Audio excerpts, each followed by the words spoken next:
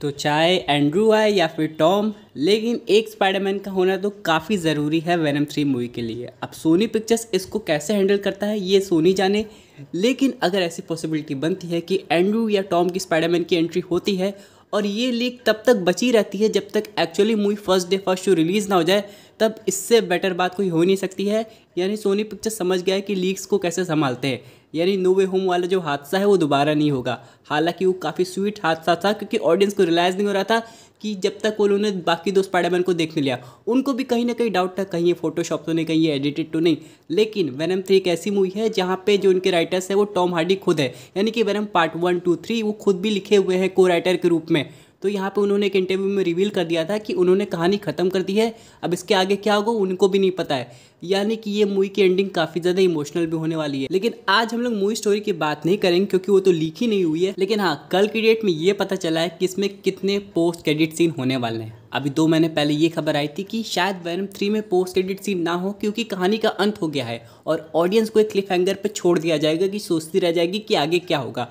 उसके बाद खबर आई कि सिर्फ एक ही होगा और अब कल की डेट में ये खबर आ रही है कि इसमें एक नहीं बल्कि 2 पोस्ट क्रेडिट सीन होने वाले हैं। और डेफिनेटली मुझे कहीं ना कहीं लग रहा है कि जो पहला पोस्ट क्रेडिट सीन होगा वो स्पाइडरमैन 4 किंग इन ब्लैक से कनेक्टेड डेफिनेटली होगा, जहाँ पे दिखाया जाएगा कि उसके यूनिवर्स में क्या चल रहा है।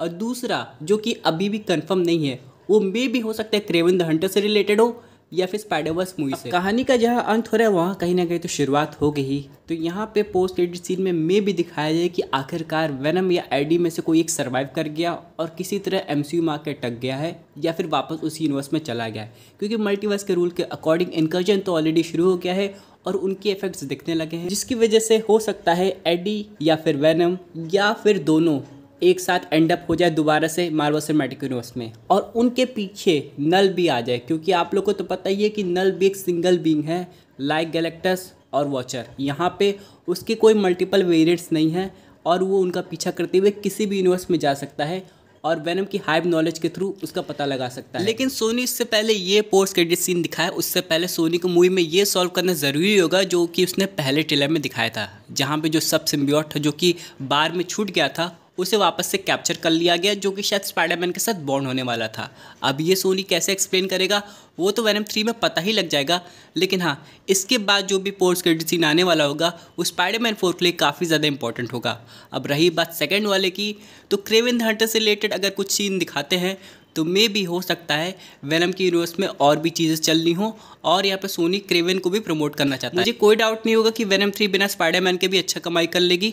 लेकिन हाँ, क्रेवन द हंटर जो कि एक R-रेटेड मूवी है उसके लिए ऑडियंस को अभी भी थोड़ा डाउट है और बहुत सी ऑडियंस को लग रहा होगा कि सोनी अगर इतना श्योर है कि वो स्पाइडरमैन को ला रहा है वेनम 3 में, तो स्पाइडरमैन को दिखा के मूवी प्रमोट क्यों नहीं कर रहा है। क्योंकि सोनी पिक्चर्स को पता है कि अगर स्पाइडरमैन आ जाता है तो डे 1 से उनकी लीक्स आने लगेंगे और पब्लिक खुद ही मूवी को प्रमोट करेगी कि इस मूवी में स्पाइडरमैन है, ये सीन लीक हो गया है, जिसकी वजह से ऑडियंस की और भीड़ लग जाएगी और मूवी ऑटोमेटिकली ज़्यादा कमाई कर लेगी। लेकिन हाँ, इसके जो भी पोस्ट क्रेडिट सीन होने वाले हैं वो डेफिनेटली हो सकता है सीक्रेट वॉर्स को भी ज़्यादा इन्फ्लुएंस करे, क्योंकि मार्वल सिनेमैटिक यूनिवर्स और सोनी पिक्चर्स एक शेयर्ड यूनिवर्स के कॉन्सेप्ट पे वर्क करते हैं।